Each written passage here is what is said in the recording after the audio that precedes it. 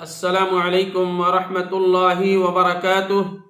الحمد للہ رب العالمین والصلاة والسلام علی اشرف الانبیاء والمرسلین نبینا محمد صلی اللہ علیہ وسلم۔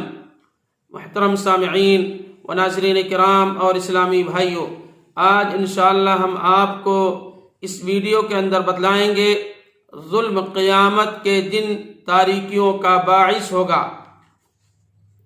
آج لوگوں میں ظلم عام ہے، جبکہ قرآن کریم اور سنت مطہرہ میں ظلم کی بڑی مذمت اور ظالموں کے برے انجام کو بڑے شد و مد کے ساتھ بیان کیا گیا ہے۔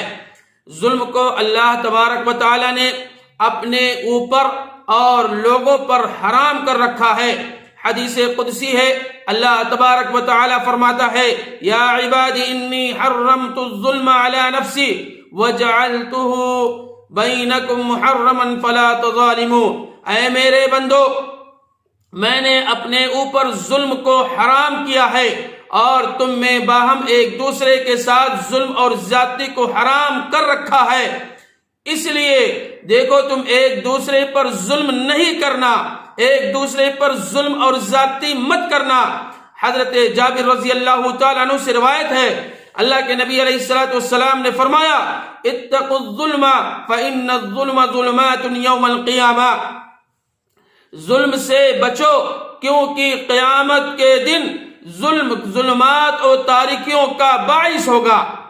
اور ائمہ لغت کا اس بات پر اتفاق ہے کہ کسی چیز کو اس کے غیر محل میں رکھنا یہ بھی ظلم ہے۔ ظلم کی تین قسمیں ہیں۔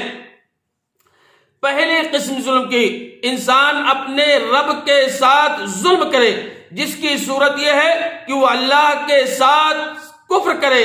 اللہ تبارک و تعالی نے قرآن مجید کے اندر سورہ نمبر 2 آیت نمبر 254 کے اندر ارشاد فرمایا، والکافرون هم الظالمون، اور کافر لوگ ہی کیا ہیں؟ ظالم ہیں۔ اس کی عبادت کے اندر شرک کرے، جس کی شکل یہ ہے کہ اس کی بعض عبادتوں کو غیر اللہ کے لیے پھیر دے۔ اور شرک کے بارے میں اللہ سبحانہ و تعالی نے فرمایا، ان الشرک لظلم عظیم، بے شک شرک بڑا بھاری ظلم ہے، اور اس کائنات میں سب سے بڑا ظلم اور خالق کائنات کے ساتھ شرک کرنا ہے۔ اللہ رب العالمین کے ساتھ شرک کرنا یہ سب سے بڑا ظلم ہے۔ اور ظلم کی دوسری قسم، انسان اپنے آپ پر ظلم کرے، وہ اس طریقے سے انسان خواہشوں کی پیروی کرنے لگ جائے اور واجبات میں کوتاہی اور سستی کرے، اپنے آپ کو انواع و اقسام کے جرائم، برائیوں اور گناہوں میں ملوث کر لے، جو کہ اللہ اور اس کے رسول صلی اللہ علیہ وسلم کی صریح نافرمانی ہے۔ اللہ تبارک و تعالی نے قرآن مجید کے اندر سورۃ النحل کے اندر آیت نمبر 33 کے اندر ارشاد فرمایا، وما ظلمهم اللہ ولکن كانوا انفسهم یظلمون۔ ان پر اللہ تبارک و تعالی نے کوئی ظلم نہیں کیا، بلکہ وہ خود اپنی جانوں پر ظلم کرتے ہیں۔ اور ظلم کی تیسری قسم یہ ہے، انسان اللہ کے بندوں اور مخلوقات پر ظلم کرے، جس کی صورت یہ ہے کہ لوگوں کا مال ناحق طریقے سے کھائے، انہیں ظلماً مارا جائے، گالی گلوچ دیا جائے، ان کے اوپر ظلم اور زیادتی کی جائے، کمزوروں پر ہاتھ دراز کیا جائے۔ اور اللہ تبارک و تعالی نے قرآن مجید کے اندر سورہ نساء کے اندر آیت نمبر 10 کے اندر ارشاد فرمایا، ان الذين ياكلون اموال اليتامى ظلما انما ياكلون في بطونهم نارا، جو لوگ ناحق ظلم سے یتیموں کا مال کھاتے ہیں اور وہ اپنے پیٹ کے اندر آگ کو بھرتے ہیں۔ ظلم عموماً کمزور آدمی کے ساتھ ہوتا ہے، جو انتقام لینے پر قادر نہیں ہوتا ہے۔ ظلم کی بہت ساری شکلیں ہیں، کچھ شکلیں میں بتلانا چاہتا ہوں۔ مثلا زمین غصب کر لینا، اس کے اوپر ظلم اور زیادتی کرنا، مزدور کی مزدوری نہ دینا، یہ بھی کیا ہے؟ ظلم ہے۔ اور لوگوں کے حقوق پر ہڑپ کرنے کے لیے جھوٹی قسمیں کھانا، یہ بھی کیا ہے؟ ظلم ہے۔ اولاد کے درمیان عدل نہ کرنا یہ بھی کیا ہے؟ ظلم ہے۔ جانوروں اور پرندوں کو ان کے مر جانے کے تک قید و بند رکھنا یہ بھی کیا ہے؟ ظلم ہے۔ بزور طاقت اپنی بیوی کا حق مہر کھانا یہ بھی کیا ہے؟ ظلم ہے۔ مسلمان مردوں اور عورتوں اور پڑوسیوں کو اذیت پہنچانا، انہیں تکلیف دینا یہ بھی کیا ہے؟ ظلم کی ایک شکل ہے۔ اور دھوکہ دینا یہ بھی ایک ظلم ہے، اور دوسروں کی آبرو ریزی کرنا ظلم ہے، غیبت و چغلی کرنا یہ بھی ظلم ہے، اور اس کے علاوہ حق بولنے سے خاموش رہنا یہ بھی ایک ظلم ہے۔ ظالم کو اس کے ظلم سے نہ روکنا یہ بھی ایک ظلم ہے۔ اس کے علاوہ ظلم کے کھلے ہوئے اور چھپے ہوئے بہت ساری شکلیں ہیں، بہت ساری چیزیں ہیں۔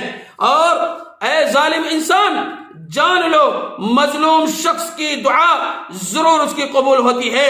اور حضرت انس رضی اللہ تعالیٰ فرماتے ہیں، اللہ کے نبی علیہ السلام نے فرمایا، مظلوم کی بد دعا سے بچو چاہے وہ کافر ہو، کیونکہ اس کی دعا اللہ کے درمیان کوئی پردہ نہیں ہوتا۔ اللہ رب العزت کی طرف سے اور اللہ رب العالمین کی طرف سے وہ فوری بدلہ اسے ملتا ہے۔ اور جب تمہیں اقتدار حاصل ہو جائے، کسی کے اوپر ہرگز ظلم مت کرو، کیونکہ ظلم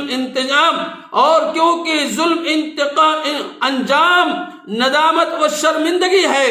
تیری دونوں آنکھیں سوتی ہیں اور مظلوم جاگتا ہے اور تجھے بد دعائیں دیتا ہے، اور اللہ کی آنکھیں کبھی سوتی نہیں ہے۔ صحیح بخاری اور صحیح مسلم شریف کی روایت ہے، اللہ کے نبی علیہ السلام نے فرمایا، اللہ تبارک و تعالی ظالم کو مہلت دیتا ہے، اور جب اس کو پکڑتا لیتا ہے تو پھر اسے جانے نہیں دیتا ہے۔ اور اسی لیے جب وہ ظلم کرنے والی بستیوں کو اپنی گرفت میں لے لیتا ہے تو پھر آپ کے رب کی گرفت ایسی ہوتی ہے کہ وہ بے شک اس کی گرفت اتنی سخت اور دردناک ہوتی ہے کہ اسے چھٹکارا نہیں ملتا ہے۔ تو کہنے کا مقصد ہے کہ ہم اور آپ کسی پر ظلم اور زیادتی نہ کریں۔ اگر انسان ظلم اور زیادتی کرتا ہے یا ظلم کے طریقے سے مال کو کھا لیتا ہے یا اس کی زمین کو ہڑپ کر لیتا ہے تو یہ جان لیجیے، اگر اس کی زمین کو ہڑپ کیا ہے ایک بالش، کل قیامت کے دن اللہ رب العالمین 7 زمینوں کا توق اس کے گلے کے اندر ڈال دے گا۔ تو ہم اور آپ اس سے بچیں، اور اللہ رب العالمین سے دعا ہے الہ العالمین ہم تمام مسلمان بھائیوں کو اپنے نبی جناب محمد رسول اللہ صلی اللہ علیہ وسلم کی سنت کے مطابق عمل کرنے کی توفیق عطا فرما۔ الہ العالمین ہمیں دوسروں پر ظلم اور زیادتی کرنے سے روک لے۔ الہ العالمین اگر ہم نے کیا ہے یا کسی نے بھی کیا ہے، الہ العالمین تو اسے معاف فرما دے۔ جو آپ نے کسی پر ظلم اور زیادتی اگر کی ہے، دنیا کے اندر معاف کروا لیں، ورنہ یہ جان لیجئے کل قیامت کے دن آپ کی گرفت ہوگی اور وہاں کوئی چھٹکارا نہیں ہوگا۔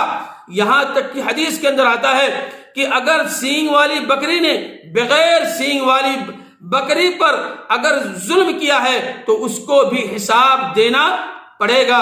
اللہ رب العالمین ہم تمام لوگوں کو اس سے بچائے۔ الہ العالمین ماضی کے اندر جو خطائیں ہوئی ہیں تو اسے معاف فرما دے۔ الہ العالمین تو ہمیں 5 وقت کی نماز وقت معینہ پر مسجد کے اندر پڑھنے کی توفیق عطا فرما۔